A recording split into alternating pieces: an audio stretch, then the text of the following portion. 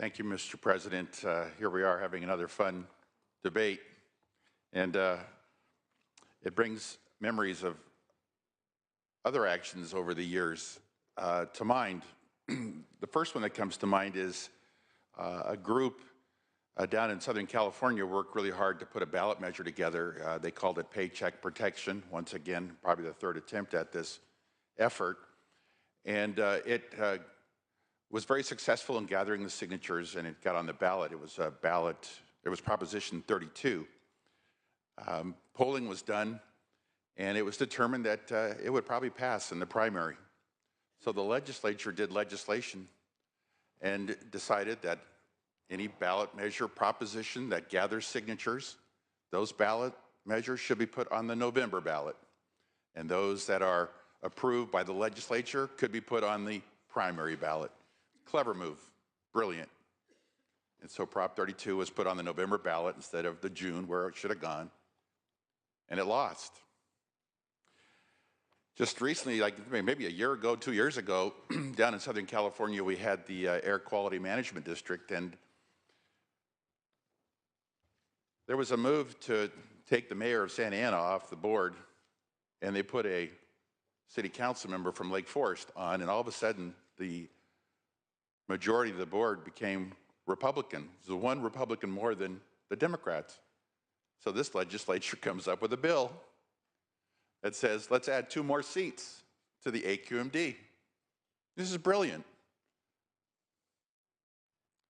So Senate Bill 1 is passed by this body just with the necessary votes.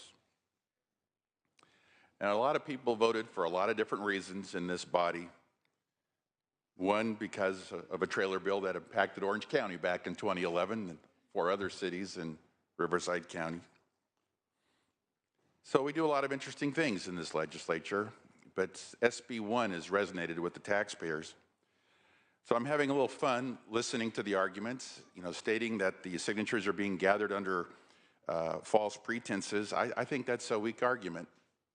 I mean, if we were to complain about false pretenses or inappropriate charges, then we just got to look at the campaign material of our opponents.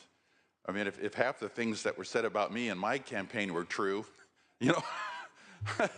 I would say maybe we ought to do a bill to eliminate elections because they're a little painful.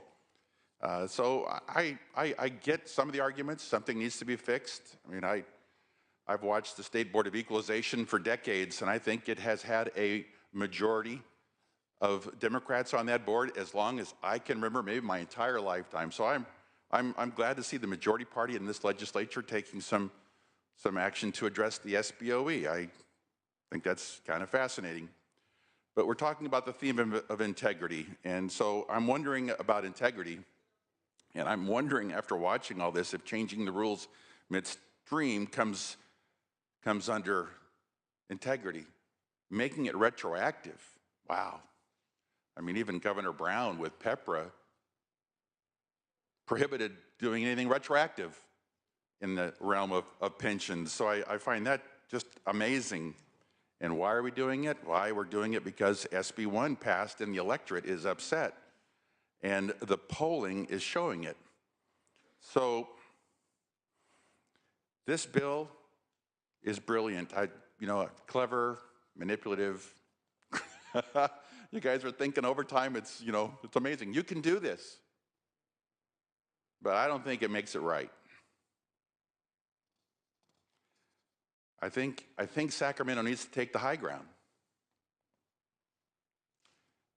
Because we seem to demand the high ground from a lot of others.